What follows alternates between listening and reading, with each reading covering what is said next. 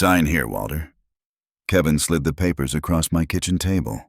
The same table where I'd taught his wife, my daughter Sarah, how to do long division 30 years ago. It's just a formality. Power of attorney over your pension. Makes things easier for everyone. I looked at the documents. Didn't touch them. Easier for who? For the family. He said it like I was being difficult. Sarah and I have been talking. You're 71 now. Managing finances at your age gets complicated. We can handle the distributions, make sure everything's optimized. Before I tell you what happened next, please subscribe to the channel and write in the comments what time it is where you are now. I didn't pick up the pen. Kevin's smile thinned. Dad, he'd started calling me that 3 years ago when he married Sarah. Never asked if I minded. This is important. We need to get this notarized by Friday. Why Friday? Does it matter? An edge crept into his voice. We're trying to help you. I'd been a machinist for 46 years. Worked at Hendrix Manufacturing from the week after high school until they forced me into retirement at 65. My hands still remembered the vibration of the lathe, the smell of cutting oil. I'd paid into that pension every single week for 46 years. Kevin leaned back in my chair, made himself comfortable. Look, Sarah and I talked to a financial advisor. Your pension just sits there. $2,800 a month going into an account that earns basically nothing. We could invest it properly. Real estate, index funds, make that money work. It does work, I said. It pays my mortgage, my utilities, my groceries. Exactly. Like I'd made his point for him. You're spending it on maintenance costs for a 3-bedroom house you don't need. That's financially inefficient. Financially inefficient. He talked about my life like it was a quarterly earnings report. The house is paid off, I said, which makes it an asset. Kevin pulled out his phone, started showing me a spreadsheet. We ran the numbers. You're sitting on approximately $260,000 in home equity. Your pension adds up to, what, $300,000 in total remaining value? Conservatively, that's over $500,000 in assets generating minimal return. I looked at my daughter. Sarah sat next to her husband, hands folded. She wouldn't meet my eyes. Your mom and I bought this house in 1979, I said to her. You took your first steps in that hallway. I know, Dad. Her voice was soft, apologetic, but she didn't tell Kevin to stop. We're not saying sell it tomorrow, Kevin continued, but having control of your pension lets us make strategic decisions. Maybe a reverse mortgage. Maybe we rent it out and you move somewhere smaller. Assisted living facilities have come a long way. I'm not going to a home. See, this is exactly the kind of emotional thinking that creates problems. Kevin set down his phone. You hear assisted living and immediately get defensive. But these are practical conversations we need to have. What happens if you fall? What if you can't manage stairs? We're trying to plan ahead. By taking my pension. By managing it responsibly. He tapped the papers. This is standard stuff. My parents did the same thing. Power of attorney just means we can handle things if you can't. Pay your bills, manage your accounts, make sure you're taken care of. I'd met Kevin's parents once, at the wedding. His father owned a car dealership in Florida. His mother had a vacation home in Scottsdale. They'd looked at Sarah like she was marrying down. If I can't manage my own finances, I said slowly, why would I be competent to sign this? Kevin's jaw tightened. Just for a second. Then the smile came back. Dad, don't be difficult. This protects you. From what? From making mistakes. He said it gently, like he was explaining something to a child. Look, no offense, but you're 71. I've seen the studies. Cognitive decline starts earlier than people think. You might not even notice it happening. This way, Sarah and I can step in before there's a problem. The refrigerator hummed. Same refrigerator that had been here for 18 years. Still worked fine. I'm not signing, I said. Sarah's hand went to Kevin's arm. Maybe we should talk about this later. No. Kevin pulled away from her. We've been patient, Sarah. 3 months we've been bringing this up gently. Your dad keeps stalling. 3 months. I'd thought those Sunday dinners were because they wanted to see me. Kevin stood, took the papers back. Fine, We'll do this the hard way. He looked down at me. You know Sarah co-signed your mortgage refinance in 2015, right? When you needed the cash for Mom's medical bills? I'd borrowed $40,000 against the house. Paid it down to $18,000 over the last 8 years. That makes her financially liable if you default, Kevin said. Just so you're aware. I've never missed a payment. Yet. He tucked the papers into his briefcase. But what happens when you can't work anymore? Oh wait, you already can't. What happens when your pension doesn't stretch far enough? When you need assisted care and can't afford it? Kevin, Sarah started. What happens, Kevin continued, when you fall down these stairs at 2 in the morning and there's nobody here to help? And we have to deal with the hospital bills, the rehabilitation, maybe a lawsuit from the ambulance company or the ER. He was good. I'd give him that. Each question was designed to sound like concern. We're trying to protect everyone, Kevin said, including you. But if you won't let us help, he shrugged. Well, we can't force you. We can just stop enabling poor decisions. What does that mean? Kevin's smile was cold now, professional. It means no more Sunday dinners where we pretend everything's fine. No more free babysitting from Sarah. Oh, that's right. You haven't watched Emma and Sophie in a while, have you? He paused. It means we prioritize our immediate family. You understand. Sarah was crying silently. Still wouldn't look at me. Sign the papers by Friday, Kevin said. Or don't. Your choice. But choices have consequences. They left. I heard Kevin's Audi start up. That car cost more than I'd made in 2 years of machinist work. I sat at the kitchen table for a long time after they were gone. Then I opened my laptop, started looking at bank statements. It's amazing what you remember when you're forced to. The brain keeps receipts even when you're not paying attention. Sarah called me 2 days after she got laid off from the hospital. March 2019. Dad, I'm freaking out. We have 3 months of expenses saved and Kevin's business isn't profitable yet. I'd transferred $5,000 that afternoon. Emergency fund, I'd called it. Kevin's business was a cryptocurrency consulting firm. He'd tried explaining it to me once. Something about blockchain advisory services for small businesses. Near as I could tell, he spent a lot of time at coffee shops with his MacBook. The business folded in 2020. Pandemic killed it, Kevin said.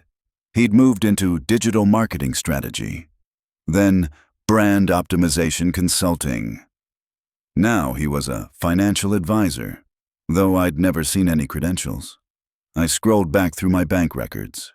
April 2019, $5,000. Emergency fund.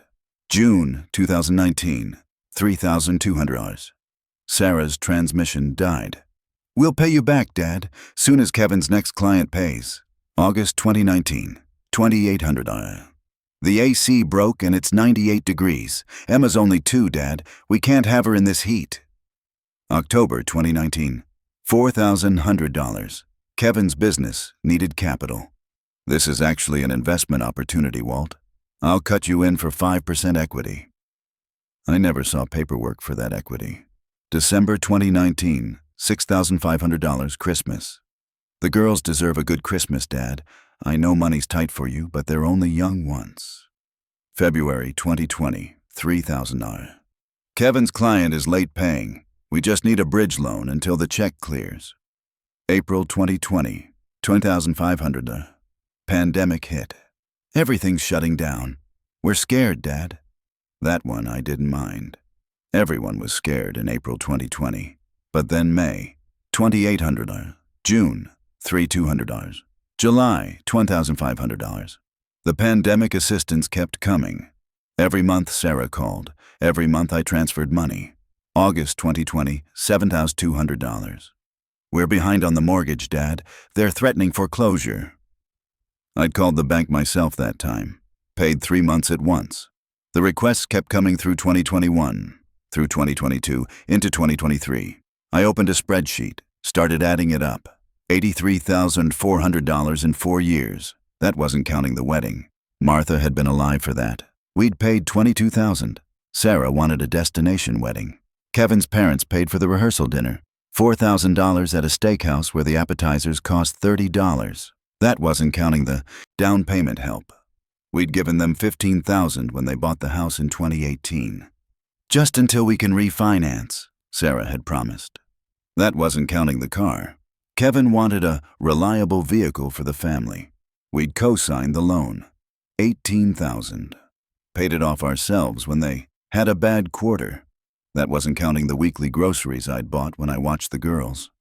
Every time Sarah dropped them off, she'd mention they were low on milk or diapers or formula. I'd do a Target run. $50, $80, $120 once when Sophie needed new shoes. I added it up twice to make sure. $156,600 in 6 years. I sat back, stared at the number. My pension was $2,147 a month after taxes. I'd given them 5 years of pension payments. The garage door remote sat on the counter. The one Martha had used every day when she'd worked as a school secretary. She'd died in 2017. 6 years gone, and I still bought 2 pork chops when I went to the grocery store. Still reached for 2 coffee cups in the morning sometimes. After Martha died, Sarah had visited a lot, every Sunday for the first 6 months. We'd have lunch. She'd tell me about the girls, about Kevin's business ideas, about the house they were fixing up. The visits got less frequent, every other week, once a month. By 2019, I was lucky to see her at Christmas and Easter, unless she needed money. Then the calls came quick. "Dad, I hate to ask." Always started that way. I hate to ask, but she always asked. "You're the only one who can help." That was another favorite. Kevin's parents don't believe in bailouts. They say we need to figure it out ourselves. Kevin's parents had money, real money, but they'd never given Kevin a dime after he turned 30. Said it would make him soft. So Kevin found someone else to keep him comfortable. I thought about the Sunday dinner from last week, before Kevin brought out the papers. I'd made pot roast, Martha's recipe. Took 4 hours. Sarah showed up 90 minutes late. "Sorry, Dad. Kevin had a client call that ran long." They'd eaten quickly. Kevin checked his phone throughout dinner. Emma and Sophie, 6 and 4 now, asked if I had an iPad they could use. "Go play in the living room," I'd said. "There's toys in the chest by the TV." "Toys?" Emma had looked at her mother. "Like baby toys?" The toys were hers, from when she was 3, back when Sarah used to bring them over every week. After dinner, Kevin had stood. "We should get going. Girls have school tomorrow." "It's Sunday," I'd said. "School's not till Monday." "Early bedtime," Sarah said quickly. "You know how it is." I'd packed up the leftovers for them, used the good Tupperware. The Rubbermaid set Martha had gotten from her sister. Kevin had left it on the counter. "We have plenty of food at home, Walt, but thanks." They'd been gone by 7:30. I'd sat in the living room until 10, watching a detective show I wasn't following. That's when I realized the TV remote was greasy. Kevin had been eating dinner with his hands on my couch, scrolling through his phone. I thought about Kevin's words. "No more free babysitting." I looked up the last time I'd watched the girls. November 2022, 16 months ago. Sarah had called in a panic. "Kevin surprised me with a weekend trip for our anniversary. Can you take Emma and Sophie?" I'd said yes. Bought them frozen pizzas they'd eat, set up the guest room with the twin beds. Sarah had picked them up Sunday night. "You're a lifesaver, Dad." She'd been wearing a new coat, wool, expensive looking. I hadn't watched them since. Not because I didn't want to, because Sarah never asked. I pulled up my call log, looked at incoming calls from Sarah's number. January, 2 calls. February, 1. March, 3. April, 1. I checked the texts for context. January 12th. "Can you send $400? Water heater repair." January 28th. "Kevin's car registration came due. Another $280. February 19th.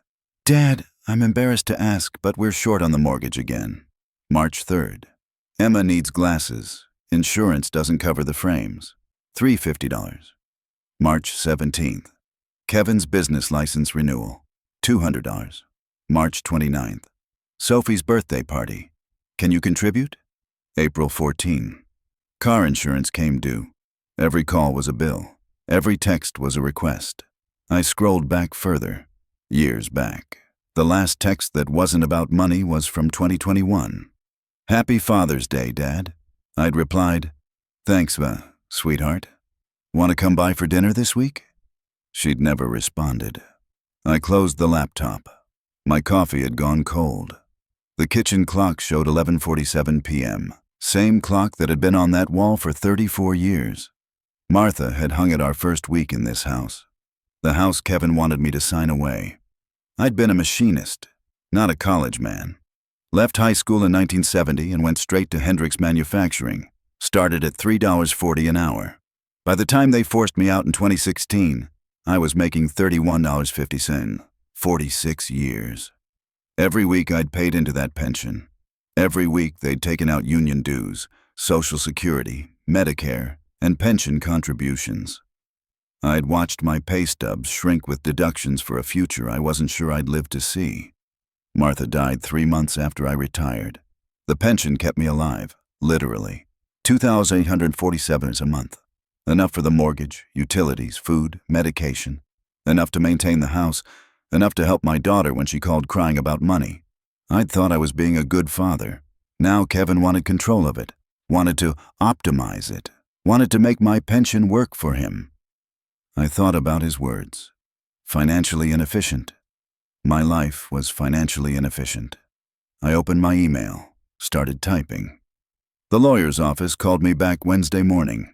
"Mr. Patterson, I've reviewed the documents you photographed and sent over. Alan Hirsch had been Martha's cousin, practiced estate law for 30 years. Do not sign these." "Didn't plan to," I said. "Good." Papers shuffled on his end. "This isn't standard power of attorney. This is comprehensive financial control. If you sign this, your son-in-law can access every account, make investment decisions without your approval, sell property, redirect your pension deposits, essentially everything except sign your name to a new will. Can he do that without this paper? No. Your pension is yours. But Walter, I need to ask, have you signed anything else recently? Any banking documents? Any refinancing papers?" "No." "Good. Keep it that way." He paused. "I'm going to be direct. This sounds like financial abuse. Has he made threats?" I told him about Sunday night, the mortgage co-sign, the implication that Sarah was liable. "He's lying," Alan said flatly. "Sarah co-signed a refinance 8 years ago that you've nearly paid off. She has no ongoing liability unless you default, which you haven't. He's using legal-sounding language to scare you." "That's what I thought." "Walter, I want you to come in this week. We're going to do 3 things. First, I'm drafting you a proper power of attorney that names someone trustworthy, not Sarah, not her husband. Someone outside the family. Do you have anyone?" I thought about it. "My brother Tom. He's in Arizona, but he's solid." "Perfect. Second, we're adding a transfer on death designation to your accounts. If something happens to you, the money goes where you want it, not where Kevin wants it. Third, we're documenting all of this. Every request, every threat, every dollar. If this escalates, you'll need evidence." "You think it'll escalate?" Alan was quiet for a moment. "I've practiced elder law for 15 years. This is textbook financial exploitation. When you refuse to comply, people like Kevin get desperate. Document everything." I hung up and opened a new document on my laptop. Started writing down every conversation I could remember. Thursday morning, Sarah called. "Dad, Kevin said you're being stubborn about the papers." "I'm not signing them, Sarah." "Why not?" Her voice had that edge, the one she used to get when I wouldn't let her have a car in high school. "We're trying to help you." "I don't need that kind of help." "Yes, you do." Sharper now. "Dad, you're 71. You can't keep living alone in that big house. What if something happens?" "Then I'll call 911. "And who pays for it?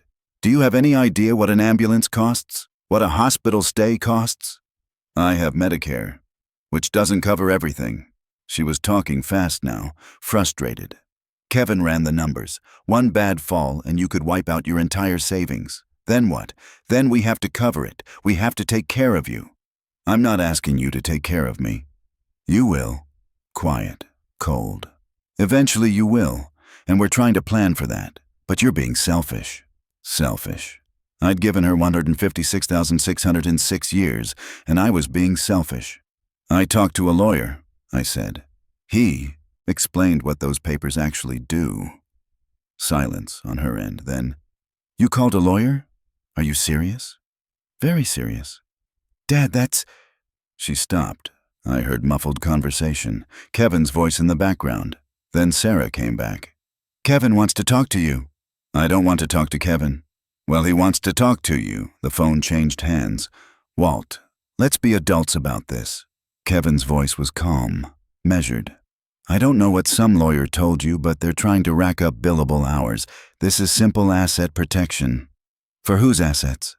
For everyone's. Still calm. Look, I'll be honest. Sarah and I are stretched thin. We've got 2 kids, a mortgage, my business expenses. When you need care, and you will need care, we can't afford to cover it out of pocket. This protects us as much as you. Then don't cover it. What? Don't cover it, I repeated. I'm not asking you to. I'll handle my own expenses. With what? Kevin's voice got harder. Your pension barely covers your current lifestyle. You think that's going to pay for memory care, for assisted living? Do you have any idea what those facilities cost? I'm not going to a facility. You might not have a choice. A pause. Walt, I don't think you're understanding your situation. You're elderly. You live alone. If you become incapacitated, someone has to make decisions. Sarah's your only child. That burden falls on her. We're trying to make it easier. By taking my pension. By managing it responsibly. He exhaled slowly. Fine. You want to do this the hard way? We're done helping. No more emergency money. No more bailouts. You're on your own. I've been on my own since Martha died. Have you? Kevin's voice dropped. Who do you think has been keeping you company? Sarah visits out of obligation, Walt, because she feels guilty. You think she wants to spend her Sundays watching you eat pot roast in silence? The line went dead. I stood in my kitchen holding the phone. The refrigerator hummed. The clock ticked. I thought about last Sunday, how Sarah had checked her watch 3 times during dinner, how Kevin had barely looked up from his phone. I'd made pot roast because it was Sarah's favorite. When she was 12, she used to help me peel carrots. I opened my banking app, took screenshots of every transfer, every request, every payment. Then I called Alan Hirsch back. I need to protect everything, I said, whatever it takes. Friday morning, I drove to the bank. Mr. Patterson, what can I do for you? Karen Mitchell had been my banker for 12 years. She'd helped me refinance after Martha died. I need to remove someone from my accounts, I said. She pulled up my information. You have Sarah Patterson listed as beneficiary on death for your checking and savings. You want to change that? Yes? Okay. Who would you like to designate instead? My brother Tom. I gave her his information. Karen typed it in. Done. Anything else? I need to set up alerts. Any transaction over $500. I want a text and an email immediately. Sure. She made the changes. Can I ask if everything's okay? I thought about that. Just being careful. She nodded. Didn't push it. Smart. You'd be surprised how many people don't monitor their accounts. I left the bank and drove to Alan's office.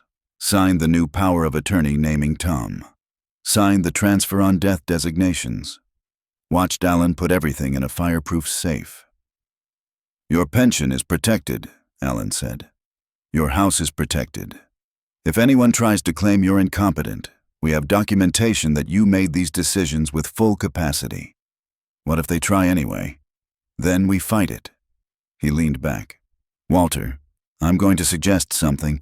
Get a cognitive evaluation. Go to your doctor, ask for a full workup. If you test fine, and I'm confident you will, that's evidence that you're of sound mind.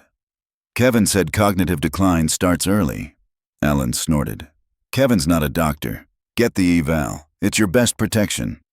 I scheduled it for the following Wednesday. That weekend, my phone stayed silent. No calls from Sarah, no texts. Sunday came and went.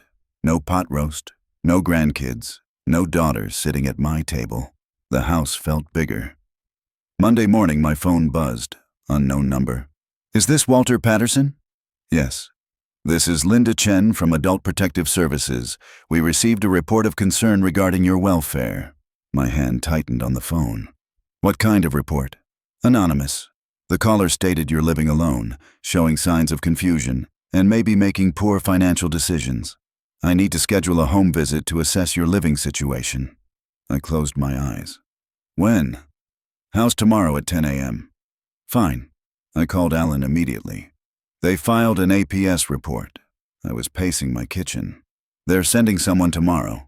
Okay, stay calm. Alan's voice was steady.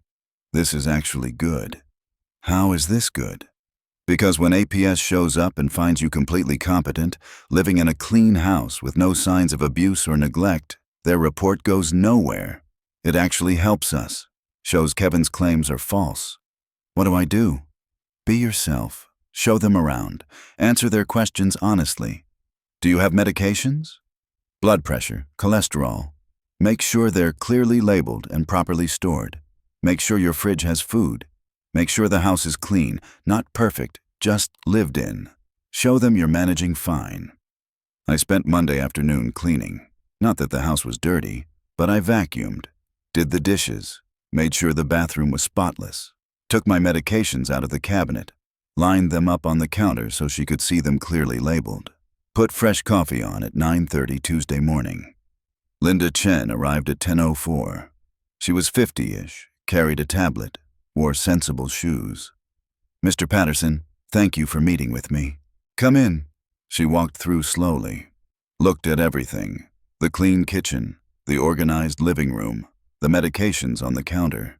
How long have you lived here? She asked. Since 1979, 44 years. Alone? My wife died in 2017, 6 years now. She made notes. How are you managing? Cooking? Cleaning? Medications? Fine. I cook dinner every night, clean on Wednesdays, take my pills at breakfast. Do you have family nearby? My daughter Sarah. She lives about 20 minutes away. How often do you see her? I thought about lying, making it sound better, but Alan had said to be honest. Not often anymore. Maybe once every few months? Linda looked up. The report we received said your daughter visits regularly and is concerned about your decision-making. My daughter's husband filed that report, I said. He wants me to sign over power of attorney for my pension. I refused. This is retaliation. Her expression didn't change. What makes you think he filed the report? Because he threatened me last week. Said if I didn't sign, there would be consequences. Do you have documentation of that threat? I wrote it down. Dates, times, what was said. My lawyer has copies. You have a lawyer? Yes. Alan Hirsch. He's handling my estate planning. I gave her his number. She wrote it down, asked more questions, checked my refrigerator, looked at my medications, asked me to walk up and down the stairs. Finally, she sat at my kitchen table. Mr. Patterson, I'm required to ask, do you feel safe? Yes. Do you feel pressured or coerced by anyone? My son-in-law wants my money. My daughter goes along with it, but they can't force me to sign anything. Linda nodded, closed her tablet. I'm going to be honest with you. This doesn't meet criteria for intervention. You're clearly competent, managing your home well, and taking care of yourself. The person who filed this report either has inaccurate information or ulterior motives. It's the second one. I believe you. She stood. I'm closing this case as unfounded. But I'm also documenting that the report appears to be retaliatory. If anyone files another report, that context will be on record. Thank you. She paused at the door. Mr. Patterson, I've done this work for 18 years. I've seen a lot of financial exploitation. If your son-in-law escalates, call the police, file a report, create a paper trail. After she left, I called Alan. It went fine. She's closing it as unfounded. Perfect. He sounded relieved. That's documented evidence that you're competent. If Kevin tries this again, it actually hurts his credibility. He's not going to stop. Probably not. So we stay ahead of him. Wednesday, I went to my doctor. Requested the cognitive evaluation. Dr. Patel had been my physician for 8 years. She'd helped me through Martha's death, through my retirement depression, through the adjustment to living alone. "Walter, what's prompting this?" she asked. I told her, all of it. She listened without interrupting. Then, "Let's do a full workup. Cognitive assessment, basic neurological exam, mental status evaluation. If someone's questioning your capacity, we'll document that you're fine." The tests took 90 minutes. Memory recall, problem solving, spatial reasoning, following instructions. "You scored perfectly," Dr. Patel said. "I'm writing a letter for your records stating that you show no signs of cognitive impairment or diminished capacity. You're fully capable of managing your own affairs." I took the letter to Alan's office. He added it to my file. "You're protected now," he said.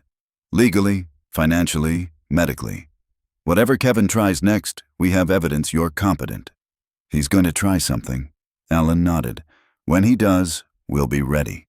I went home. The house was quiet. My phone buzzed that night. "Sarah, Dad, we need to talk." "I'm listening. APS came to your house. You told them Kevin was trying to exploit you?" She was angry now. Really angry. "Do you have any idea how that makes us look?" I told them the truth. "You told them lies. Kevin's trying to help you and you're treating him like a criminal. He filed a false report claiming I was incompetent. He was concerned. You're acting paranoid. Hiring lawyers, changing your bank accounts. This isn't normal behavior, Dad. It's self-protection. From your own family?" Her voice cracked. "I'm your daughter. How can you think I'd hurt you?" That hit harder than I expected. I sat down at the kitchen table. "Sarah," I said quietly, "I've given you over $150,000 in 6 years. I've helped with every emergency, every bill, every crisis, and the only time you call anymore is when you need money." Silence. "That's not fair," she finally said. "Isn't it? When's the last time you visited just to visit? When's the last time you called just to talk?" "I'm busy, Dad. I have 2 kids, a husband, a life." "I know, but I don't have your mother anymore. I don't have anyone anymore. And when Kevin started talking about taking my pension, about putting me in a home, nobody said anything about a home. He did, Sunday night. He said I'd need assisted living eventually and you couldn't afford it." More silence. Then, "Kevin's just being practical. Kevin wants my money." "That's not—" She stopped. Muffled voices again. Then Kevin was on the phone. "Walt, you're creating a problem where there isn't one." "Then leave me alone." "We're trying to, but you're spreading lies about us. You told APS I threatened you. You told your lawyer I'm exploiting you. That's slander. It's truth. It's dementia." Kevin's voice was cold now. Clinical. "You're 71 years old, living alone, making paranoid accusations against your own family. You're clearly not well." "I had a cognitive evaluation. Perfect score." That stopped him. Brief pause. Then, "One test. Doesn't mean anything. Cognitive decline is progressive. You can seem fine one day and—" "Kevin, stop calling me. Stop filing false reports. Stop threatening me. I'm not signing anything." "Then you're choosing them over us." His voice hardened. "Fine. But when you're alone in that house and something happens, don't expect us to come running. You're on your own." "I already am." I hung up. My hands were shaking. I hadn't noticed. The kitchen clock showed 9:37 p.m. I'd been sitting in the dark, hadn't turned on the lights. I got up, made coffee I didn't drink, stood at the sink looking out at the backyard. Martha had planted roses along the fence. They'd bloomed every June for 30 years. I'd let them go wild after she died. Couldn't bear to prune them. Kevin was right about one thing. I was alone. But alone was better than exploited. 3 weeks passed. No calls, no texts, no contact. I settled into the silence. Started cooking smaller portions. 1 pork chop, 1 potato. Stopped setting out 2 coffee cups. Then my phone rang. Unknown number. "Mr. Patterson, this is Jennifer Kowalski with County Family Services. I need to speak with you about your granddaughters." My stomach dropped. What about them? We received a report that Emma and Sophie have been asking about you. Apparently you were a significant presence in their lives and contact has stopped abruptly. I need to ask, have you been restricted from seeing them? No.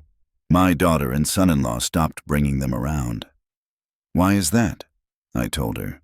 The whole story. She listened. Then, Mr. Patterson, I'm required to investigate any report involving children's welfare.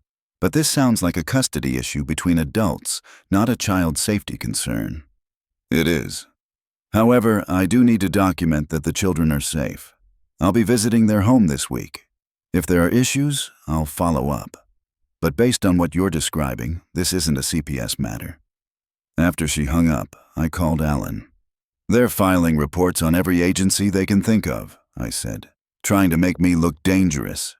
And every agency is going to find nothing, Alan said. This actually helps us, Walter. It shows a pattern of harassment. If you wanted to file for a restraining order, I don't want that. Why not? Because Sarah's my daughter. My voice broke. She's all I have left. Alan was quiet for a moment. I understand. But Walter, she's allowing her husband to abuse you. At some point, you have to protect yourself. I knew he was right. But I wasn't ready. Not yet. The call from Jennifer came back Thursday. Mr. Patterson, I visited the family. The children are healthy and well cared for. There's no safety concern. However, she paused. Emma mentioned you, asked when she could see Grandpa again. I thought you should know. My throat tightened. Thank you. For what it's worth, your daughter seemed uncomfortable when I asked about you. Her husband did all the, talking. After we hung up, I sat at the kitchen table. Thought about Emma, 6 years old now. She'd been 3 the last time I'd watched her regularly. Used to call me Grampy. Couldn't say Grandpa yet. I wondered if she still remembered. Friday night, someone knocked on my door. Hard. I looked through the peephole. Kevin. I opened the door. Didn't invite him in. You called CPS on us? Kevin's face was red. Are you insane? I didn't call anyone. Bullshit. A social worker showed up at our house asking if our kids were safe. She questioned Sarah, questioned the girls. Do you have any idea how humiliating that was? I didn't call them. They called me. Because you've been telling everyone we're abusing you. He stepped closer. You're destroying our reputation. Sarah's coworkers are asking questions. My business contacts are hearing rumors. You're making us look like criminals. Then stop acting like criminals. His hand hit the door frame. I'm done being nice. You want to play games? Fine. I'm documenting everything, every conversation, every refusal to cooperate. When you fall and break your hip, when you can't remember your own address, when you need someone to wipe your ass in a nursing home, I'm going to make sure there's a legal record that you refused help. Get off my property. This is your last chance. He pulled out his phone, started recording. Dad, I'm here trying to reconcile, trying to help you. You're clearly not well. I'm begging you to accept help before something terrible happens. He was creating evidence, making himself look concerned. Leave, I said. Now. I love you, Dad. We all do. Please, let us help you. I closed the door, locked it, heard him stand there for another minute before walking away. My phone buzzed. A text from Sarah. Kevin says you threatened him. Dad, what's happening to you? I didn't respond. Instead, I called the police non-emergency line. I need to file a report. My son-in-law came to my house and refused to leave when asked. I need it documented. The officer arrived 20 minutes later. Young guy, patient. I told him everything. Showed him Alan's documentation. The APS report. The CPS call. Kevin's visit tonight.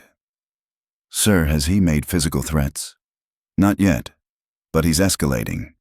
The officer wrote it down. I'm filing this as harassment. It's on record now.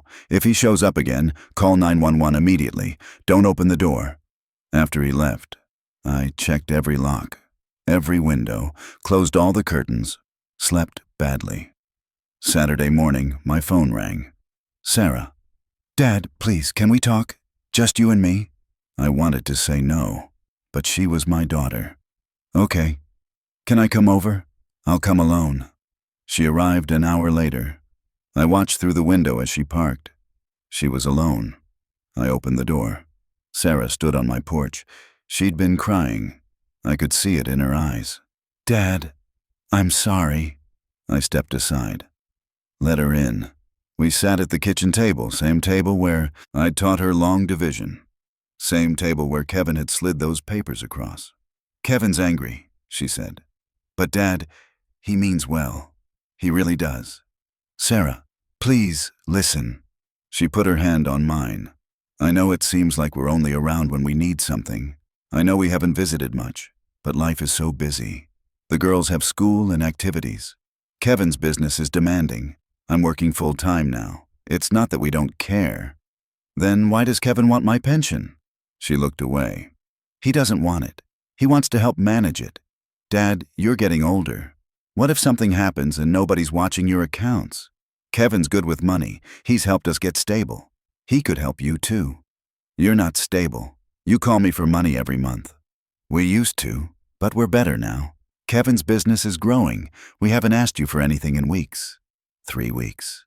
See? We're getting better. And part of that is Kevin's planning. He's good at this stuff. She squeezed my hand. Please, Dad. At least meet with our financial advisor. Just hear him out.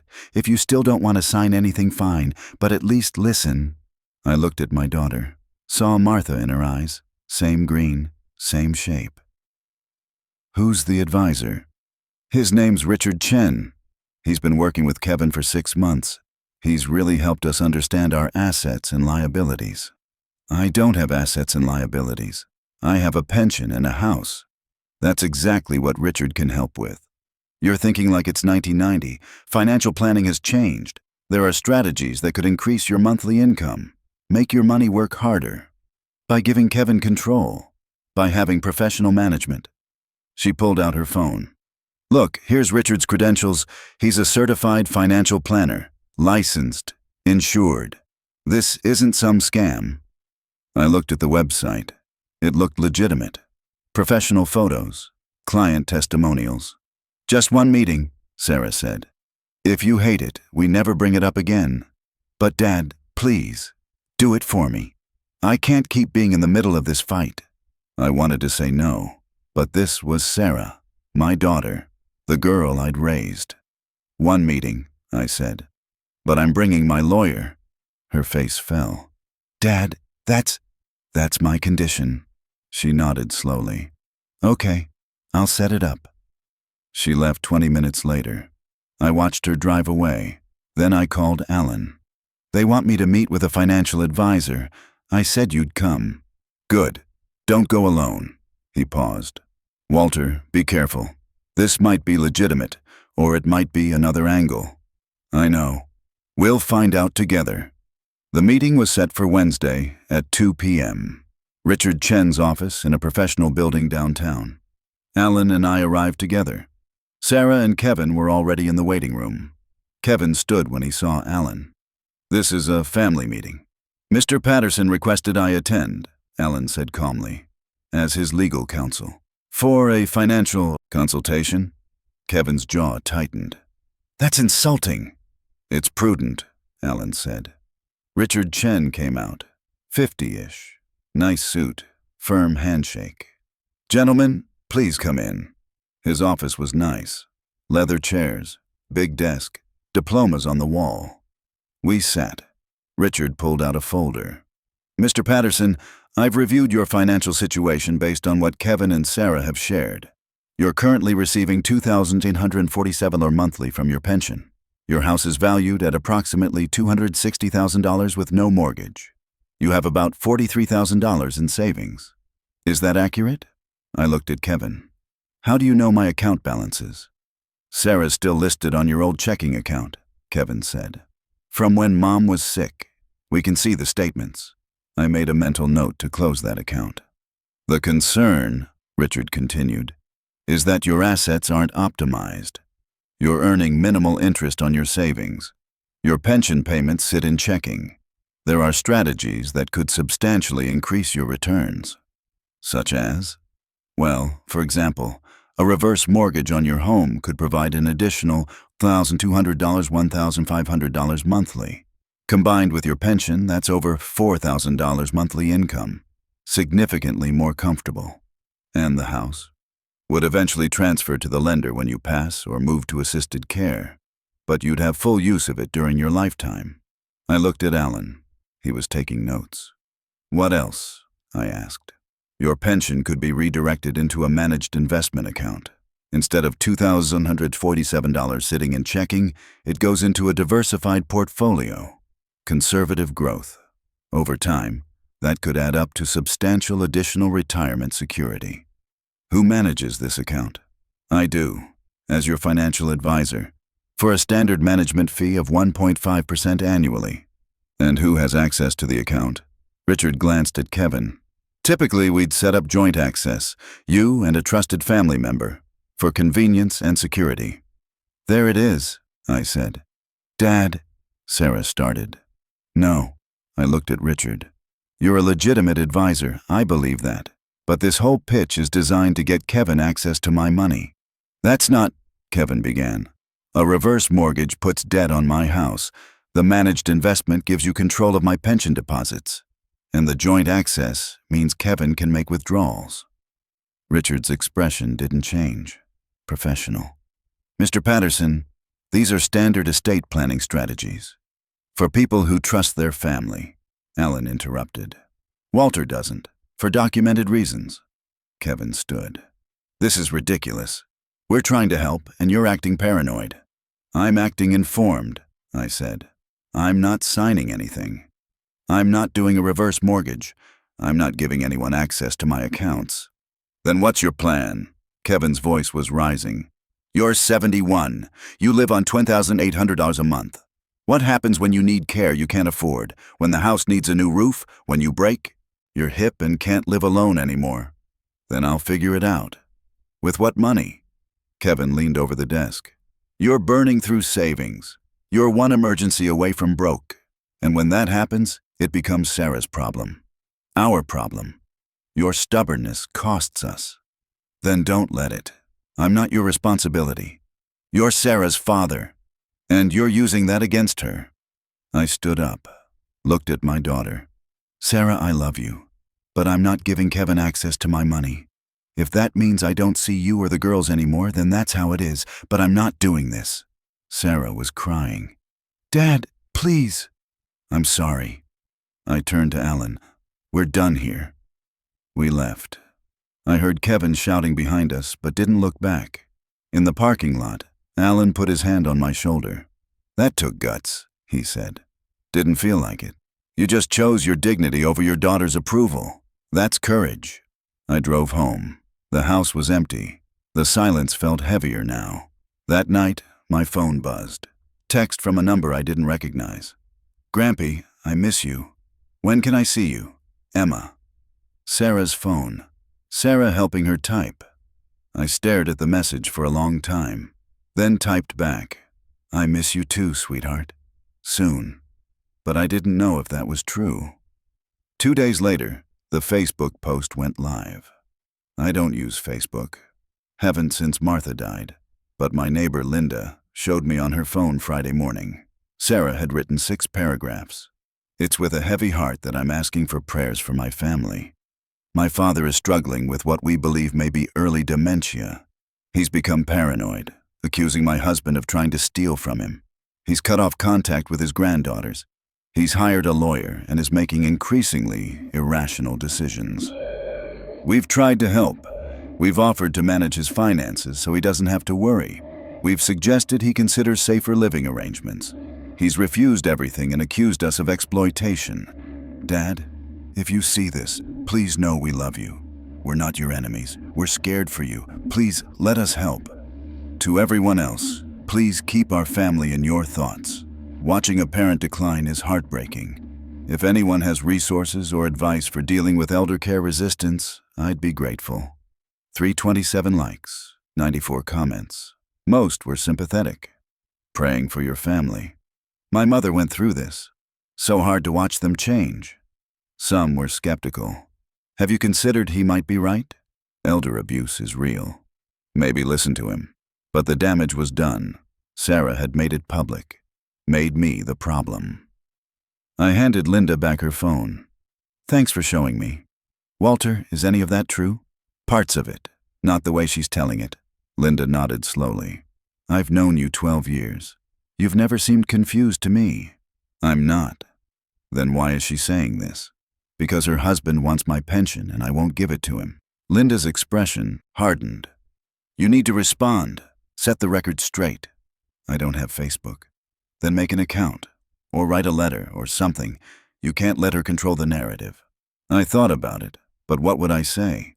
My daughter's lying about me so her husband can steal my retirement? That would just make me look vindictive. I called Alan instead. She posted about you publicly? He sounded angry. That could be defamation. Can we do anything? We can send a cease and desist, demand she take it down, but Walter, that might escalate things. They're already escalated. Fair point. I'll draft something today. The letter went out Monday. By Tuesday, the post was gone. But the damage lingered. I saw it in how people looked at me at the grocery store, how conversation stopped when I walked past. My neighbor Gary asked how I was doing. Heard you're having some trouble? Anything I can do? Word had spread. By Wednesday, I'd gotten 3 calls from people at church. Just checking on you, Walter. Wanted to see if you needed anything. Sarah mentioned you might be struggling, concerned, pitying. I stopped answering the phone. Thursday night, someone knocked. I checked the peephole. Sarah, alone again. I opened the door. The lawyer's letter? She said. Really, Dad? You posted lies about me. I posted my truth, my experience. She stepped inside without being invited. Do you have any idea how this looks? You're suing your own daughter? I'm not suing you. I asked you to remove defamatory statements. Defamatory? She laughed bitterly. I'm watching you self-destruct and I'm not allowed to talk about it? You made me sound incompetent, dangerous, like I'm losing my mind. Aren't you? She looked around the kitchen. You're alone all the time. You've cut off your family. You hired a lawyer to fight your own daughter. Dad, this isn't normal behavior. It's self-preservation. It's paranoia. She sat at the table, put her face in her hands. I don't know how to help you. I sat across from her. Sarah, tell me the truth. Does Kevin need money? She looked up. What? Is he in debt? Is the business failing? Why does he need my pension? He doesn't need it. He wants to protect it. From what? From you making mistakes. She was crying now. Dad, you're 71. You've been alone for 6 years. You're depressed. You're isolated. Kevin and I are scared that one day you're going to get scammed or forget to pay bills or fall down these stairs and nobody will find you for days.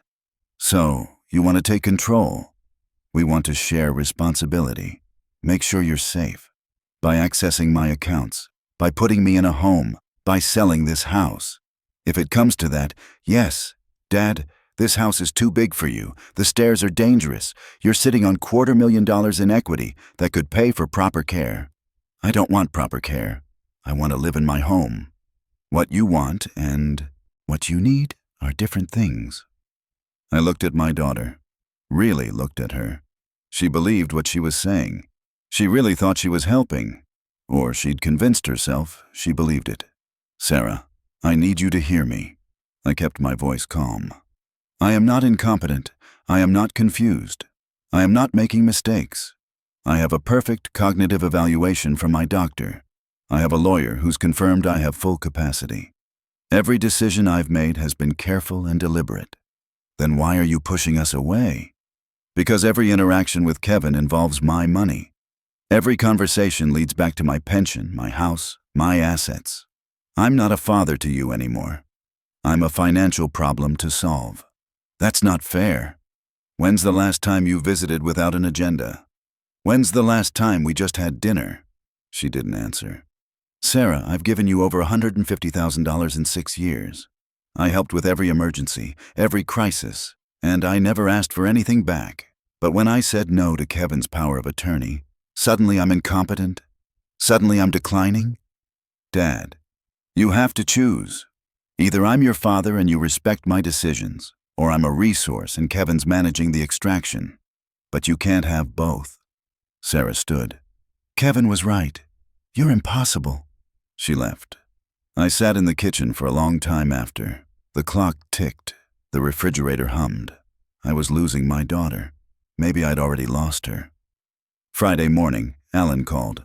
Walter, I got a call from an attorney named James Bishop. He represents Sarah and Kevin. They're threatening to petition for guardianship. My chest tightened. What does that mean? It means they'd ask a court to declare you incapacitated and appoint Kevin as your legal guardian. If successful, he'd have control over all your decisions. Financial, medical, everything. Can they do that? They can try, but they'd need to prove you're incapacitated.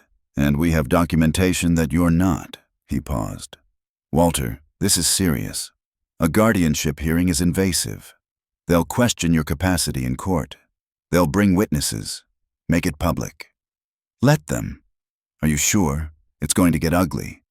Alan, I'm 71 years old. My wife is dead. My daughter's chosen her husband over me. I've got nothing left to lose except my dignity. My voice was steady. If they want a fight, we'll give them one. Okay. He exhaled. Then we fight. The petition was filed Monday. Alan walked me through it. They're claiming you're unable to manage your finances, make rational decisions, or care for yourself. They've listed your refusal of help as evidence. The Facebook post is attached. They've got statements from Kevin claiming you're delusional. What do we need? Everything we've already collected. Your cognitive eval, the APS report showing no concerns, bank statements showing you're managing fine. We'll need character witnesses, people who can testify you're competent. I don't have many people. What about your neighbor, Linda? Maybe. Your doctor will testify. I'll testify as your attorney. We'll make the case that you're fully capable and this is financial exploitation disguised as concern. The hearing was set for 3 weeks out. I spent those weeks preparing. Met with Alan 4 times. Organized every document, every bank statement, every receipt showing I was managing my life fine. Linda agreed to testify. Walter, I've lived next door for 12 years. You're one of the most capable people I know. I'm happy to help. My pastor, Reverend Matthews, also agreed. I've known you since Martha died. You're grieving and you're lonely, but you're not incompetent.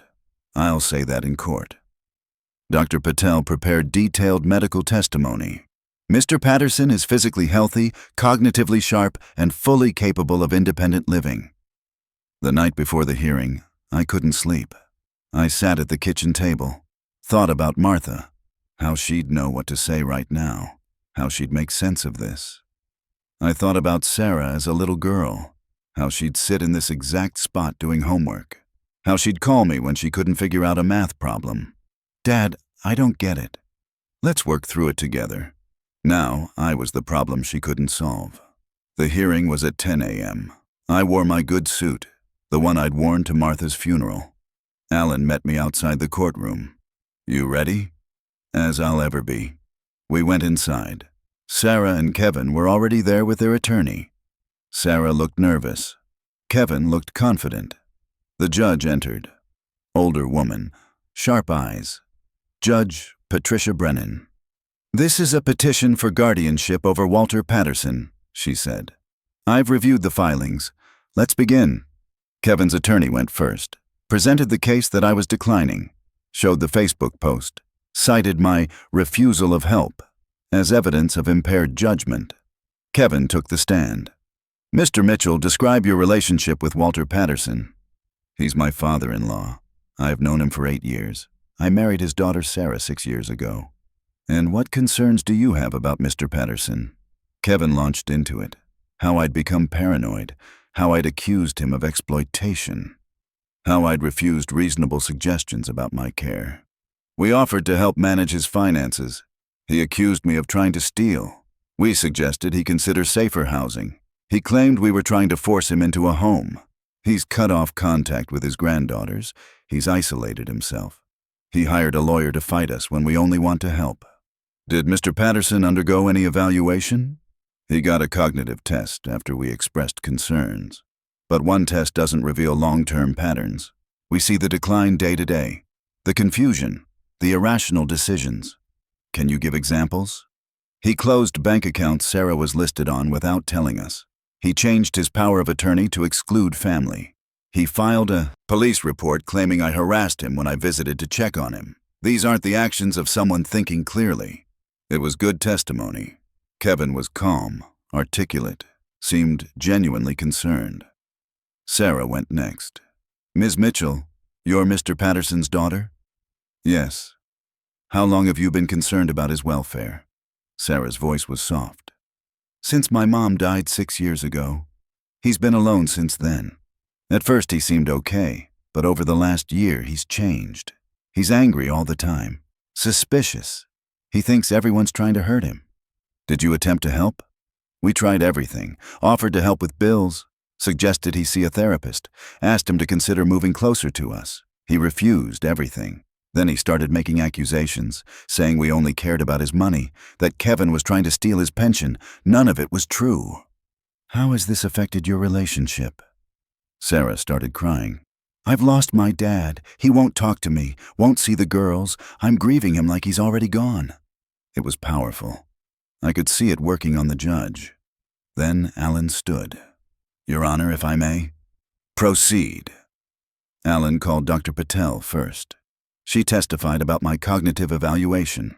Perfect score, no signs of impairment, fully capable of managing my affairs. Doctor, in your professional opinion, does Mr. Patterson have capacity to make his own financial and medical decisions? Absolutely. He's one of the most cognitively sharp 71-year-olds I've treated. Kevin's attorney cross-examined. Could Mr. Patterson appear fine in a one-time evaluation but still have judgment problems? Anything's possible. But I've been his physician for 8 years. I've seen no decline. His judgment is sound. Linda testified next. Described how I maintained my house, managed my life. Seemed perfectly capable. Reverend Matthews testified about seeing me at church. Walter's grieving, but he's not confused. Then Alan called me. I took the stand. Looked at the judge. Mr. Patterson, your son-in-law claims you're paranoid, that you've made false accusations. How do you respond? I pulled out the folder Alan and I had prepared, handed copies to the judge and Kevin's attorney. This is documentation of every financial request Kevin and Sarah made over 6 years, $156,600 in total. Every transfer, every loan, every emergency. I watched Kevin's face go pale. This, I continued, is the power of attorney document Kevin asked me to sign. My attorney reviewed it. It would have given Kevin complete control of my pension and the ability to make medical decisions, including the ability to place me in assisted care without my consent. Sarah's attorney flipped through the pages. This is a recording of Kevin's visit to my home 2 weeks ago. I started recording after he refused to leave. I played it. Kevin's voice. You're destroying our reputation. His hand hitting my doorframe. This is the APS report filed against me. It was closed as unfounded. The investigator documented it appeared retaliatory. I laid out every piece of evidence, methodically, calmly. Your Honor, I'm not confused. I'm not paranoid. I'm protecting myself from financial exploitation. My son-in-law wants access to my pension. When I refused, he filed false reports, had my daughter post defamatory statements on social media, and now he's attempting to gain guardianship. The judge looked at Kevin, then at Sarah, then back at me. Mr. Patterson, why do you think your daughter supports this petition? I looked at Sarah. Because she believes her husband, and because she's been convinced that my refusal to comply means I'm incompetent. But, Your Honor, my daughter has been financially dependent on me for years. Her husband's business has never been stable. They need my money. This guardianship gives them access to it. That's not true, Kevin said. Mr. Mitchell, you'll have a chance to respond. The judge looked at the documents. I'm going to take a brief recess. We waited in the hallway. Sarah wouldn't look at me. Kevin was on his phone. 20 minutes later, we were called back. "I've reviewed all the evidence," Judge Brennan said. "This is one of the clearer cases I've seen. Mr. Patterson has provided extensive documentation of his capacity. Medical evaluation shows no impairment. Multiple witnesses attest to his capability. His financial records show responsible management." She looked at Kevin. "Mr. Mitchell, I'm troubled by what I see here. This appears to be an attempt to gain control of Mr. Patterson's finances under the guise of concern. The petition is denied." Kevin stood. "Your Honor, I'm not finished. I'm also ordering that all parties refrain from contact, except through attorneys. If another report is filed against Mr. Patterson that proves unfounded, I'll consider sanctions." She closed the file. "Mr. Patterson maintains full control of his affairs. This hearing is concluded." We walked out. I heard Kevin arguing with his attorney in the hallway. Alan put his hand on my shoulder. "You won." I should have felt relief. Victory. Instead, I felt empty. I'd won the case, but I'd lost my daughter. That night, Sarah called. "Dad, Her voice broke. "I didn't know about all the money. Kevin told me it was only a few thousand for emergencies." "It was $156,600. "I know. I saw the documents." She was crying. "I'm so sorry. I thought we were helping you. I thought you were sick." Kevin said, "Kevin lied to you." "I know." Quiet. "Dad, I don't know what to do. He's my husband, the father of my kids. I can't make that choice for you, Sarah." "I know." A long pause. "Can I see you? Just me. No Kevin. I want to talk." "Not yet." It hurt to say. "I need some time." "Okay." She was crying harder now. "I love you, Dad. I love you too." I hung up, sat in the kitchen in the dark. The house was quiet.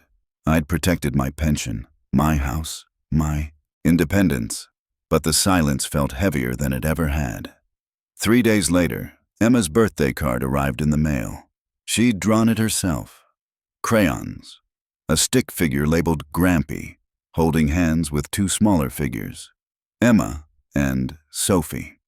"I miss you, Grampy. Love, Emma." I put it on the refrigerator. Then I called Sarah. "Can I see the girls?" I asked. "Yes." She sounded relieved. "Yes, Dad, please." "But Sarah, we need to set boundaries. I'm not a bank. I'm not a retirement plan. I'm their grandfather and your father. That's all." "I understand. And Kevin and I need space. I can't be around him right now." "I know. We're working through things. Some stuff came out after the hearing, about his business, about the debt." She paused. "You were right, Dad, about a lot of things." "I'm sorry I was." "Me too." The girls came over that Sunday, just them and Sarah. No Kevin. Emma ran to me when she got out of the car. "Grampy!" I picked her up. She was bigger than I remembered. 6 years old now. Sophie hung back. She'd been 3 the last time I'd seen her. Didn't really remember me. "It's okay," I told her. "We'll get reacquainted." We made cookies. Emma helped measure ingredients. Sophie got flour everywhere. Sarah watched from the doorway. "I missed this," she said quietly. So did I. After the girls left, I cleaned up the kitchen, found flour in places flour shouldn't reach. The house felt less empty. Not perfect, not repaired, but less empty. Alan called the next day. "How'd it go?" "Good. The girls came over." "And Sarah?" "She's figuring things out. Found out Kevin had been hiding debt, business loans, credit cards, more than she knew." "That tracks. Financial abusers usually have their own money problems." "Yeah. Walter, you did the right thing. Standing your ground, not signing those papers. You protected yourself." "I know. But it cost me a year with my granddaughters. Nearly cost me my daughter. But you got them back, and you got them back on your terms. That matters." He was right. I hung up and looked around the kitchen. The table I'd built 40 years ago. The clock that had ticked through 4 decades. The refrigerator with Emma's birthday card stuck to it. This house held everything I'd built, everything Martha and I had made together. Kevin had called it inefficient, but it was mine, and I'd fought to keep it. If you like this story, please like it, subscribe to the channel, and share your impressions in the comments. To listen to more stories, click on the window on the right. Thank you for being with us.